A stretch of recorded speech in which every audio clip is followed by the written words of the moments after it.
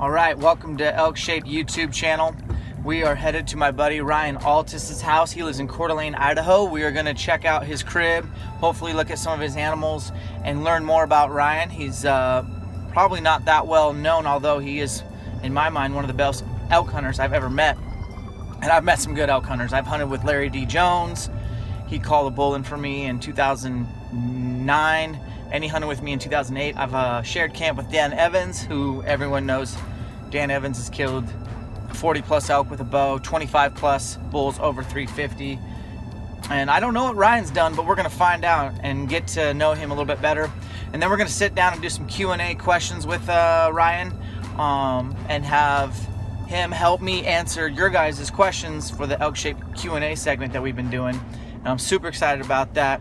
So let's go over to Ryan's house. I'm in Coeur d'Alene right now, and I'm about 5 minutes out from his house. Well, looks like Ryan drives a white Tundra as well. I already like him already.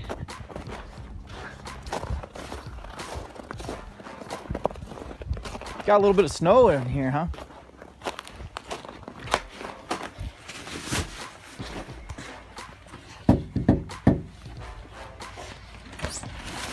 What's up? What's up? Who's this? Ridge. Hi, Ridge. Oh. All right, we're at Ryan's house. Just walked in, and we're gonna do the little MTV crib style and have him walk us around. So, without further ado, All right. tell us about what's going on This is here. my living room here. This is Arizona bull this year that I shot with my bow. And this is my first time seeing him in person. Yes, this was a pretty challenging hunt, wouldn't you say? Extremely. Like- The hardest one I've ever been on, for sure. Definitely. Why is that? Late season, archery, thick country, loud, rocks, Rocks. people. Yeah. So like Ryan and I didn't bring down, and this was, so we didn't really hunt together per se, but we kind of did. We didn't share a camp, but we stayed in contact. We put in together. Yeah. In fact, I think I stole his points to get that tag. I'll pay him back. But we had no clue about, and I didn't do a good job telling him that everything's rocky, crunchy, sharp, prickly. I did warn him about the wind. I warned you that it is a swirling, but That's what I've done since our hunt is I bought a pair of Rimrock stalkers that I'm gonna check out, and then these fleece little things that go over your boots, and that should help. But I didn't have either one of those. Did you? No. Yeah. So I had cactus in my feet, though. yeah, you did. So you killed that bull on day 12. Oh, okay. So day 12, and you got down there a day early to Yeah, kind of so learn the It unit. was day 13 that we had been down there. Yeah. And you went with a buddy, My buddy Adam. Adam. And Adam is kind of a green hunter when it comes to bow hunting. Yeah. And he smoked a bull first. Yeah. And then I got my bull, and then you got your bull on day 13. And he's a stud. I grossed him at 341. 341. And that's with all the broken. Yeah, that's So what. he was 355 probably before he broke. Yeah. Wow. Tell us about this photo right over here. That's my 2014 bull. It's a 9x9. I don't have him here to show you, but he's up. I'm mounting him, so he's on form right now. Cool. And you do Shot that one at 770 yards on film. Yeah. So where can people see that video? I'll throw a On link YouTube? onto it. Yeah. Yeah, if you just search Monster 9x9, it's on Stuck on the Road Outdoors. Yeah. And I'll put a link right now on the video when this goes live. Okay. Who's this guy? That's last year's Idaho bull. He That's an grossed Idaho bull. 333. Like 2016 bull or 2015? 15. Wow. That's the 16 bull. Oh, okay. We'll get to him. Yeah. Sweet. I missed this bull with my bow at 18 yards. I hit a stick. 18 yards, he was in his bed. He stood up right at dark, pulled back, thought everything was clear, kind of in the dark timber. Hit a stick, went right over his back. He screamed all the way up the hill, leaving. I knew I missed him, and then I ended up killing him the opening day of rifle season. About 300 yards from where I missed him with my bow. This is the bull that you sat with a bow in hand less than 20 yards away from him for a how half long? hour. For 30 minutes. So he was literally laying in his bed bugling for half hour, and you were less than 20 yards. And the wind never switched, nothing. And I waited. I sat there. just sat there and waited. I sat there. I was kind of on a ridge top. He was down in a little bowl, and I knew that the wind was kind of swirly. I waited till the sun went down, and I just kind of snuck my way in there, got within 20 yards of him, and sat there as he was laying in his bed, and he kept like rubbing his horns around on the ground. At first I thought he was rubbing a tree. Yeah. But he ended up he was rubbing the ground. I thought he had cows with him. He was cow calling. I've never heard a bull cow call. Oh, yeah. He was cow calling. Yeah. So you never did see his cows? There's cows here somewhere. Because I hear a cow call right next to him, and then I watched him. I was actually watching his mouth move while he was cow calling. Oh, yeah. That's cool. He's a stud. I mean, he's got such a good main beam frame. Like, his frame is awesome. He's got 52-inch beam. Yeah. This right side, I think, is a 52-inch beam, and that's a little over 50 inches. That's a brush bull. It's hard to find bulls with long beams in the brush for whatever reason. He was 11 years old. I got him aged. You did get him aged? Yeah. Wow. All right, so let's see so this was last year. This was your third bull in 2016 in AZ. Let's go to your second bull in 2016. Awesome. So that's over 330. 333. Okay. I've killed 5 bulls in 3 years, and the smallest is 333. And I've got 2 that were 333. That's pretty special. Yeah. He's a really cool bull. Yeah. He's got some cool width. I mean, he's heavy. Yeah. That's a really heavy bull. Every bull's had 50-inch beams or better. My last 5 have all had 50-inch beams. That's great. Yeah. That helps your score. Yeah.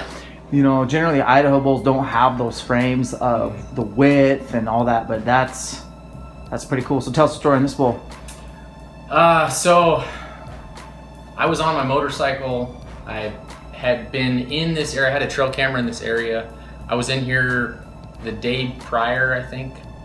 I think it was the day prior. This is a completely new area. I hadn't really hunted it. I hunted it last year with my dad for the first time, and we possibly got on this bull because we had a bull last year that was a nasty, nasty sounding bull.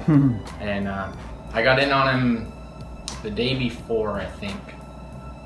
The wind wasn't right. I just backed out. Came back the next day, and I could hear him, and it sounded like he was bugling. He was bugling like every 15 to 30 seconds, and I didn't know what was going on. I got closer down to him and ended up finding out there was 2 bulls because they started fighting. When they started fighting is when I just kind of moved in on them. So I was calling. I was 300-400 yards away from him, calling, trying to get him to come up. Wouldn't move, so I just shut up. Moved like 300 yards, kind of cow calling here and there. Not a lot, just light cow calls. I could hear cows down there, so I was just kind of imitating them. Bugled a couple times. They would always bugle back, but they were bugling so fast back and forth that I don't even know if they were bugling at me. So I got within about 100 to 120 yards of him, I'd say, and I broke a stick on accident. Just sneaking in, broke a stick. He heard that stick break and just came screaming straight up towards me. I shot him at 11.5 yards for the first time.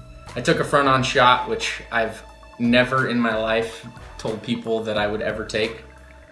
He pinned me at 11.5 yards. I got nervous and I shot, and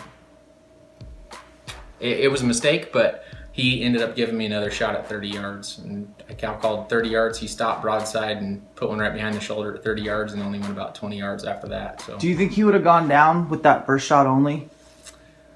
I think eventually, but it may have been a 2-day thing. You know? Yeah. I mean, he bled okay, but I've had too many encounters with friends that shoot a bull front on. There is it's a cage right here. I mean, if you're looking at it straight on, if you don't hit that hole that's about that big, that's right in the center to get inside their chest cavity, obviously you have the carotid artery and jugular. But if you don't get it inside that hole right there, the chances of them dying without one of those arteries is not very good. He bled good, but what I did is I hit just off center from that right there, and straight on, it's literally like a cage. Like the ribs just line up to where you can't sneak an arrow in there. Now from the side, you could sneak an arrow in there, but when you're straight on like that, my arrow hit the first rib right there, and it just went all the way along the outside of the rib cage, in between the hair and the rib cage, and it stuck like down here in his stomach somewhere. So, I mean, he bled okay, but I've been with too many people trying to help. Yep. Where look at his G1s. Yeah. Look at his G3s. Yeah. So for people that don't know G1s and all that stuff, I can't assume everyone knows everything, but we're talking about the brows, we're talking about the fronts.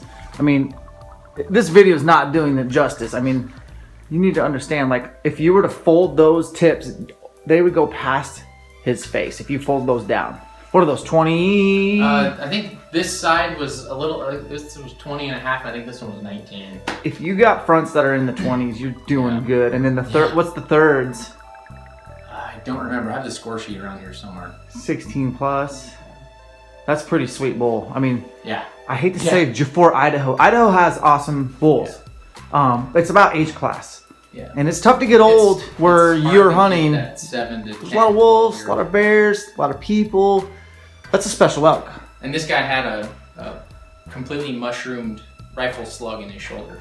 Oh. Yeah. They're warriors. They are warriors. His shoulder blade was smashed. So you got the scapula up here, and in the center there's that fin of a bone that comes up, and that was just, there was a ball right on his shoulder blade right there, where it looked like, I'm guessing someone took a long shot, because there was no other trauma on this side, so obviously it didn't go through the cage. Yeah. Didn't go through the rib cage. So I'm thinking it was a long shot. Not enough energy. Not enough energy. So they hit that scapula right there on the fin, and it just blew up the bullet, and the bullet never made it into the chest cavity. So when I cut out the rib meat, I was cutting up the rib meat when I was butchering him up and hit a bullet. And I knew his shoulder blade was all messed up. You knew something was up, maybe fighting. There was a ball right there, and it was all healed over, so it was like a solid bone ball on the shoulder blade. And I'm like, when I was cutting that shoulder meat off, I knew something was wrong. Yeah. But I didn't know, from what I assumed it was a fighting injury, or I figured maybe there was a broadhead in there somewhere, but I never found anything. So okay, so I was butchering him up. That's your second. Let's see do you have your first bull? Yeah. This is kind of one I've been excited to see. I haven't really done much cleaning, so. Great. This is Ryan's New Mexico bull from 2016. So Ryan has over 1,000 inches in elk with 3 elk tags in 2016. And here is the best one. Yeah. Holy frame. That's right, Ridge. You got to find lots of those. Get him. So the G2s blow my mind. That's what stands out to me immediately. Yeah. Obviously the beams, 50 something. This left side is 56. 56. This side is like 54. Width is 40 something. 40 and a half. 40 and a half? Yeah. Wow. Yeah. That is a stud bull. Now this is a tag that you'd never drawn before in a place you've never been. I've never even been in the state of New Mexico prior to the day before season.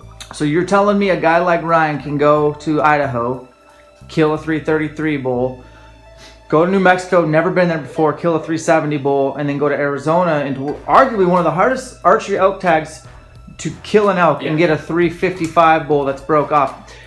That's not an accident. So we're going to be picking Ryan's brain today on our Q&A. But what a season. Yeah. What a season. I don't know if you ever topped that, bud. There's no chance. But you can die trying. Yeah. Man. I will try for the Look rest how of my much life. beam he's got after the 4th. You know, some elk get real crowded after the 4th. Not him. A true 7x7. Yeah. Typical. Yeah. What a bull. Anything else you want to show and tell?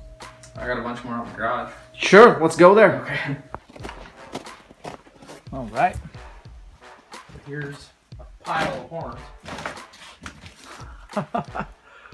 Right on. This is a 370 bull I found in 2006. I found him dead. Just dead. Yep. Do you think old age? Yeah, he has. I'm guessing he has rings around his bases right there where he's starting to lose his horns. Yeah. So he probably died sometime in March. Yep.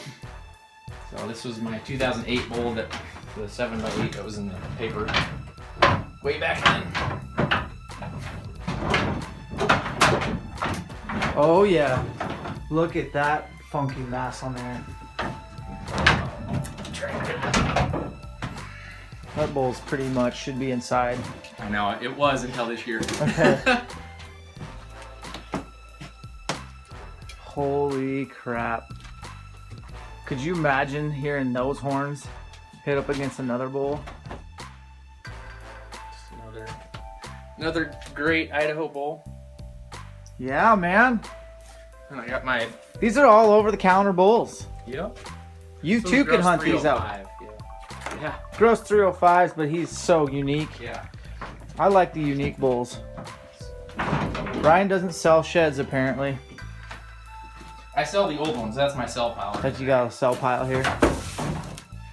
This was my biggest archery bull for a long time. It's 27 inches wide, so you get a big mule deer is wider than that. But Yeah, this he's one cool. grows 324 with 27-inch inside spread. Yeah. That's a good bull. Yeah. That's another 20-inch burst on that side. Yeah.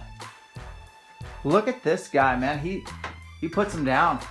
All archery bulls for the most part. For the most, I'm about 65% archery. Cool. Cool. That's the great And then thing. I got most of my rag bulls are at my dad's house. Yeah. And there's another one more bull. over there. There's the sled. Did you get her all fixed up? Nope, not yet. Not yet. Cool. Well, this is Ryan Alltus, and we're gonna go do some Q&A with him for Elk Shape YouTube.